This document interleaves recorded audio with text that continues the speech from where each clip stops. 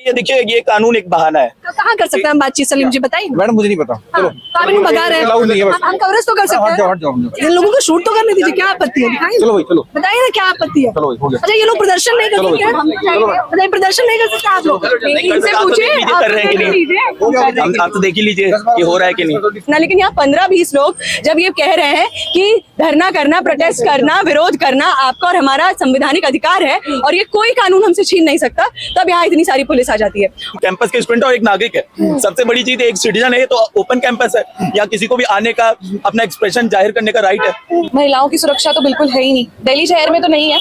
अगर 2 लड़कियों को थाने के अंदर रेप थ्रेट्स, मर्डर थ्रेट्स और पता नहीं जातिवादी, स्त्री विरोधी इतने उनकी गालियां दी, उनको बातचीत उनको की गई और ये सारी चीजें पुलिस के सामने हुई है। विश्वविद्यालय चाहे DU हो, JNU हो, जामिया हो, अलीगढ़ हो, तमाम जितने भी यूनिवर्सिटीज है, सेंट्रल यूनिवर्सिटीज, उनकी वही हालत है, अंदर से उन्हें खोखला कर दिया गया है। फी हाई कितनी है, इतना ज्यादा मतलब डेमोक्रेटिक स्पेस नहीं है कि आप डिस्कशन करें, रीडिंग सेशंस करें, लाइब्रेरी एक्सेस नहीं आप कर सकते, तमाम चीजें आप कर नहीं सकते हैं। नमस्कार, मैं ज्योति यादव और आप देख रहे हैं हिंद समाचार। इस वक्त मेरी मौजूदगी दिल्ली विश्वविद्यालय के पास है और वहां पर वो थाने की तस्वीर भी आपको याद होगी, मॉरिस नगर थाना। ये वही थाना है जहां पर अंजलि शर्मा और उनके साथीगण जो आयसा के स्टूडेंट थे वो प्रदर्शन कर रहे थे और उसके बाहर की तस्वीर आपने देखी होगी कि किस प्रकार से गाली गलौज की गई। लेकिन अब दिल्ली विश्वविद्यालय किस प्रकार से यहाँ पर धारा 163 लगाने के बाद इन लोगों को कहा गया कि आप लोग आंदोलन नहीं कर सकते हैं।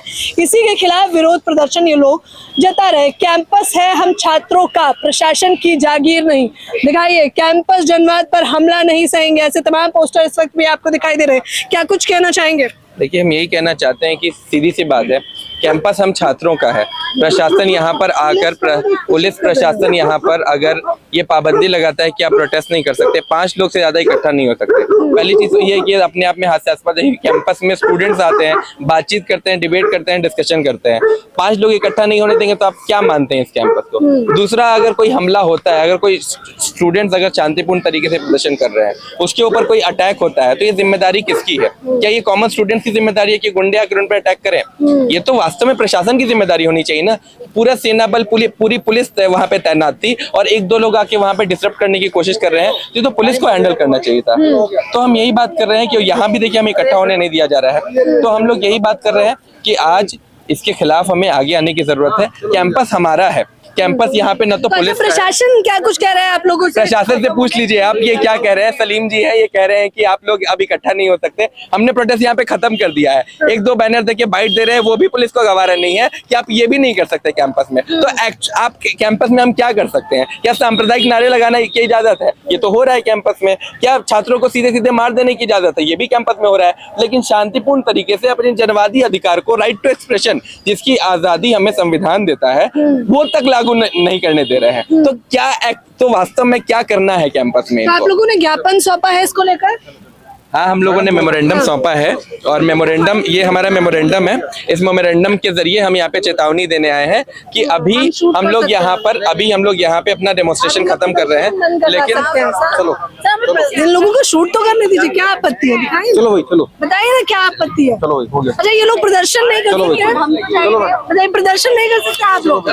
इनसे पूछिए कर रहे हैं कि नहीं, आप तो देख ही लीजिए कि हो रहा है कि नहीं, कि यहाँ पर प्रदर्शन नहीं कर सकते। लेकिन सलीम जी, हम बात तो कर सकते हैं। चलो भाई चलो, हेलो।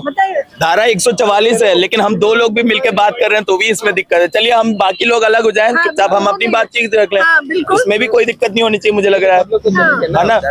लेकिन यही है, देखिए, ये कानून एक बहाना है। तो कहाँ कर सकते हैं हम बातचीत? सलीम जी बताइए। मैडम मुझे नहीं पता। चलो, आप इनको भगा रहे हैं, हम कवरेज तो कर सकते हैं, हट जाओ। हम कवरेज भी नहीं कर सकते।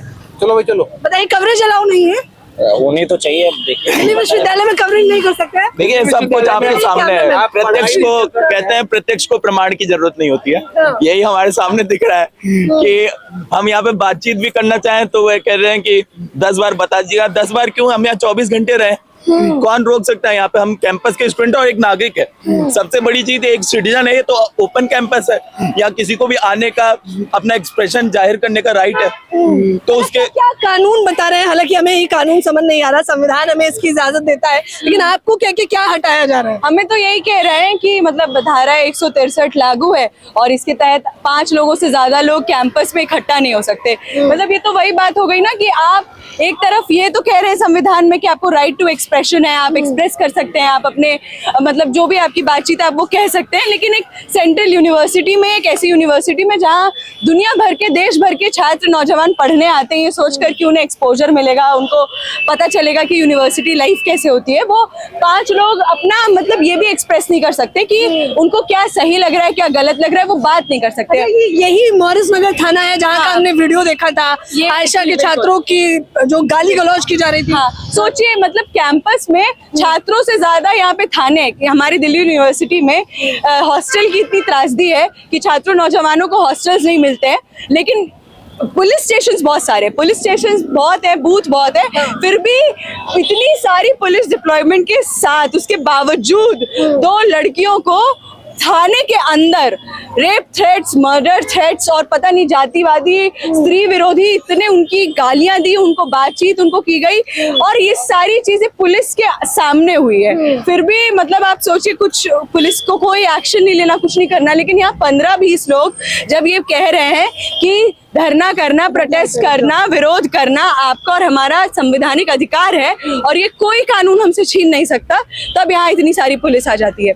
और वही है बात, आज वहीं पे अटक के रह जाती है कि हमारे जो क्रांतिकारी थे, उन्होंने जो हमें बताया था कि एक इंसान का दूसरे इंसान के प्रति शोषण, एक देश का दूसरे देश के प्रति शोषण, और एक ऐसे कानून का अपने देश के लोगों के ऊपर शोषण कभी नहीं सहा जा सकता। अच्छा, आपने ज्ञापन क्या सौंपा है और किसे सौंपा है? हम लोगों ने प्रॉक्टर को अपना पूरा मेमोरेंडम सौंपा है, यही कहते हुए कि ये जो भी तुगलका फरमान आपने दिए हैं, ये जितने भी मतलब हिटलरी फरमान है आपके, इसको आप वापस लीजिए वरना हम दोबारा आएंगे।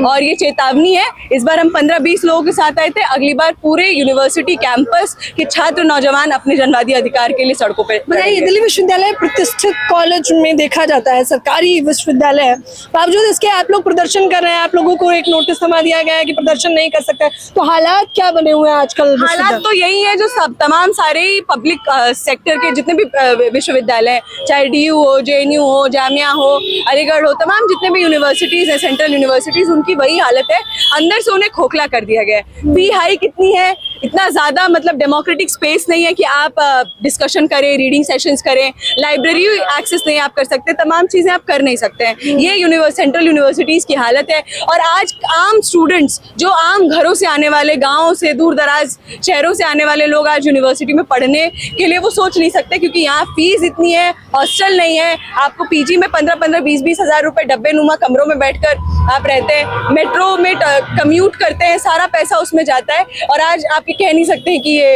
एक ऐसा पब्लिक इंस्टीट्यूशन है जो पब्लिक को सर्व करता है। आज इन सारे ही पब्लिक इंस्टीट्यूशंस को खराब कर दिया जा रहा है, खत्म कर दिया जा रहा है, ताकि आम लोगों से एजुकेशन और उनको तमाम जो भी बेसिक राइट्स है वो भी उनको मुहैया ना हो। अच्छा, क्योंकि हमने इस थाने का वीडियो देखा था, ये पिंक बूथ है जहाँ पर महिलाएं अमूमन विश्वविद्यालय में जो उनके साथ अभद्रता की जाती है, कोई भी कंप्लेन दर्ज करवा सकता है। अब क्योंकि वो वीडियो देख के कोई भी हम लोग सोशल मीडिया पे देख रहे हैं, कपड़े उतार, गाली गलौज, तेरी माँ की, तेरी बहन की गाली देने वाले, उन पर तो कोई अब तक कार्रवाई देखने को नहीं मिली। यही तो सबसे हास्यास्पद बात है कि एक पिंक बूथ, एक ऐसे बूथ, इतने सारे पुलिस स्टेशन के सामने, इतने सारे पुलिसिया फौज के सामने लोग गाली गलौज करते हैं। अपने आप में ये सोचने की सवाल, मतलब सोचने वाला सवाल है कि पुलिस है किसकी, पुलिस किसका संरक्षण करती है, पुलिस किसके लिए है, पुलिस किसको बचाती है, किसका बचाव करती है और किसके साथ खड़ी होती है। क्या बतौर महिला, और क्योंकि आप खुद छात्रा हैं, डर का माहौल है अभी विश्वविद्यालय में? बेशक, मतलब आप बिल्कुल सोच ही नहीं सकते ना कि आप अपने मन से कहीं भी आना जाना करें। आप दिल्ली यूनिवर्सिटी में भी एक ऐसे यूनिवर्सिटी में पढ़कर जो देश की सबसे मतलब one of the finest universities में काउंट की जाती है, लेकिन वहाँ पे भी आप सुरक्षित नहीं है आपको, क्योंकि आप खुद ही देख रहे हैं जब पुलिस के सामने इस तरह से आपको थ्रेट्स दिया जा सकता है, तो फिर तो अकेले क्या ही करेंगे वो।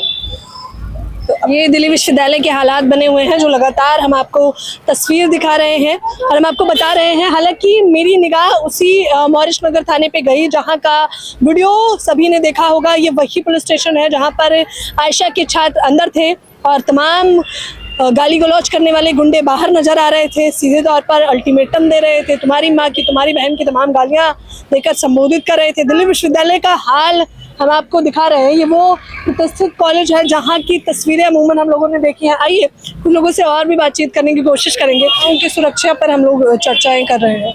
महिलाओं की सुरक्षा तो बिल्कुल है ही नहीं, दिल्ली शहर में तो नहीं है। अगर आसपास हम देख लें तो रात होते ही, जैसे हमारे घर वाले हमें बोलते हैं कि आप लोगों को टाइम से आना चाहिए, तो मुझे लगता है ये चीज वाइस वर्सा होनी ज्यादा जरूरी है और दिल्ली पुलिस अब कुछ काम कर रही है चीज महिलाओं को लेकर, बट अगर और सतर्क और सावधानी से लिया जाए तो हो सकता है कि हमारा समाज उस तरीके से थोड़ा हाल फिलहाल में हमने आंकड़ा देखा कि कैसे दिल्ली से महिलाएं गायब हो रही हैं, जो एक डराने वाला था मेरे लिए भी और बतौर क्योंकि आपके लिए। यहाँ बिल्कुल बहुत डर का माहौल है अभी है, मतलब दिल्ली शहर में कुछ हम प्रॉपर एक गारंटी के साथ आप किसी को नहीं बोल सकते हो।